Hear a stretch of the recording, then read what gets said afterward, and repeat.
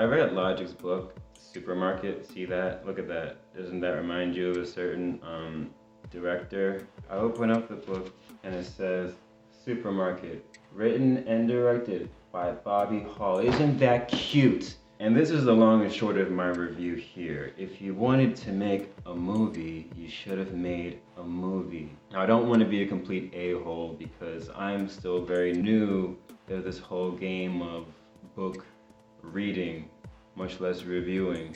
So the things that jump out at me about this book that I think is the core issue with it, I'm trying my best to describe properly. Supermarket describes a few years in the life of Flynn, a 24-year-old aspiring author who really can't finish anything. His girlfriend dumps him because of it, like he ignores her for the work and then doesn't finish the work. So what's she doing hanging around with a guy like that, right?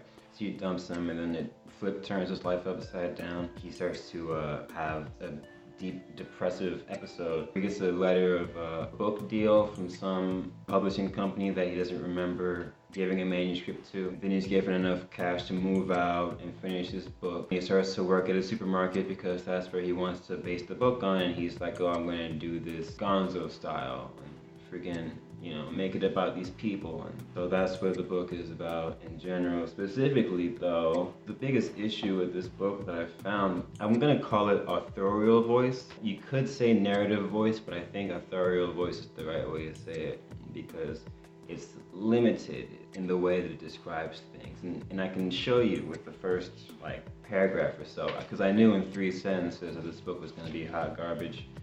And I was 1,000% right. Now I get what music industry people say when they say it only takes 30 seconds to know whether a song is good or not, because after a while you can tell whether or not they're trying to come across as something or whether or not they're truly expressing what's there, you know what I mean? There's a lot of trying to come across as something in this book, and I think you'll know what I'm saying. Chapter 1, the beginning of the end. This is how it feels to take a man's life, forced to kill for one's own survival. I looked down at the puddle of blood by my feet, locking eyes with my own reflection. That's when I knew that this book was going to be hot garbage. Why, after you're forced to take a man's life for your own survival, are you looking at yourself in your own reflection like it wasn't a serious struggle? Is that really how we're gonna play this? Like you were cool through the whole thing? Because if so, you better bring that same energy throughout the entire book. Fluorescent lights flickered overhead. How'd I get here? I was just a dude who worked at the grocery store. Seriously, what's up with all these hood movies and spamming the fuck up the narration button? Guess in that moment it was attempted murder. He was still desperately gasping for air, sucking at his last breaths, but there was no doubt about it. He was dying a violent death and experiencing every moment of it. There's gonna be a lot of that, a lot of telling and not showing in this book. As he explains his scenes, the narrator is so busy telling you what happens, giving you visual clues, and most unfortunately continuing to use the phrase, it's like, or when X thing happens in your life and this is how you feel as a result. Yeah, it was like that. That's the worst thing that I've ever read, and the fact that it's used multiple times. And I'm not kidding, this is the worst book I've ever read. And I'm trying very hard to find a positive here, but I couldn't. The premise of the story was super paper thin. If you've seen Fight Club, you can't read this book because there's not a beat that you don't see coming, or if you think something interesting is going to happen, it will definitely let you down. And it's funny that he's continually inserting himself in a poor way, and this is why I think it's an issue with the author and not the narrator, just to, buttress my point here. A narrative voice would be something like if the author was Virginia Woolf, but Virginia Woolf was writing Jack the Ripper. If Jack the Ripper's monologue is all misogynistic or whatever, then you wouldn't point at Virginia Woolf and say, how could you believe this? It's clearly the narrator's issue. It's not Virginia, she's just trying to tell a story and say something else. But here, our narrator, Flynn, is himself an aspiring writer. Even though he's an aspiring writer, he's narrating it very, very poorly. Portions of the book where he's writing his novel, he says things like, it just flowed out of me. All the words were pouring onto the page without actually saying what's actually pouring out of him, and saying I was going through all the events in my mind without actually listing out any of the events, because if he did that, it would just be a little bit too believable that our guy was actually writing a different story than the one that Logic was currently writing. And besides that, no matter what happens in the novel, throughout the whole thing, it's just the same tone of the author. The author's emotions don't change. Not as though he were reliving it, but as though he was telling someone else's story. Here's what it's like to me reading this book, and then I swear I'll continue on, but I just want to hammer this home so you know why I don't like this book. Imagine a friend of yours invites you over to see vacation pictures like it's the 1970s. You go to their house and the person is like, okay, look at this picture I took while I was in New York.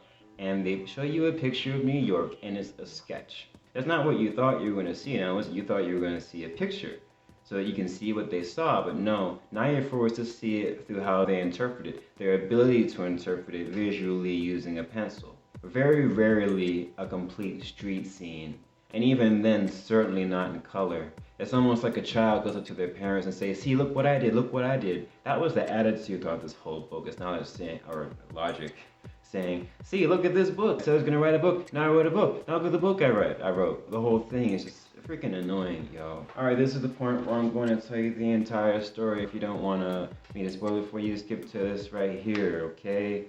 That's your warning. Okay, it starts with a guy's girlfriend dumps him, he gets sad. I don't know where some company like Darjeeling Press or whatever. It's like, hey kid, we like what you have. Come up here and sign some documents. Alright, let's go and change my life. He goes to New York, meets with the guy, Ed Norton, who runs the thing. He's dressed like the cowboy out of Mulholland Drive. Super funny stuff. Okay, here's 40 G's and then we'll give you the other 60 when you're done. So you go and do your thing. He's like, alright, I want to do my thing beside of the store. So he goes to the store. He starts working at the store, and then there's some guy named Frank at the store who like only he sees or whatever. He drops like the heaviest, stinkiest hints throughout the entire book that Frank doesn't exist, so you know you're watching Fight Club. The only thing that you're hoping at this point is that he's gonna throw you a curveball that you're not expecting. So he meets all these people, he gives you a bunch of like ideas about how these people are, not like actual observations, but stereotypes about where they would fit stereotypically into any other movie. Here are your two mean girls. Here's an old black lady who hates her life and takes out on other people, you know what I mean? Like, seriously, it's like that. If you read the book, I'm not like I'm lying. He gets into a relationship with Mia, so the bakery girl. He wants to like hide the fact that he's writing a book because all the people that are in the store are going to be characters. So that leads to some very light tension between them when she thinks that he's cheating on her with some other girl in the store. He gets a panic attack one day and he comes out of it fine. And he dates the girl, yada yada yada. Frank starts dating one of the mean girls. Flynn helps him out with that. Then later, Mia's like, oh, you're cheating on me with that girl. One of the guys in the deli told me. And he's like, oh, he's a liar. And then Frank calls him at that point, and he's like, Frank, tell her what happens. And he gives her the phone, and she's like, oh, get away from me, yada yada, runs away.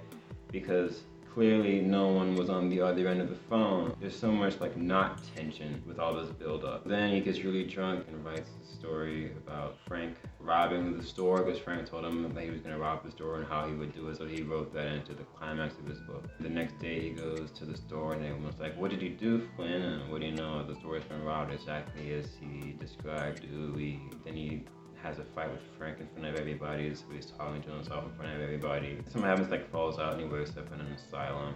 This one didn't suck. All the stuff that happened actually happened, but he's stuck in this loop where he starts working at the store, then it robs the store. He hops out for a second, then goes back into the store with Frank, and Frank is a character on his head who's trying to freaking become alive or something. Well, the good news is his girlfriend sent the book into the publisher, and it was a bestseller because the story it was so intense about his work that it drove him insane. Everyone likes the tortured artist story arc, so he has like 9 million in the bank.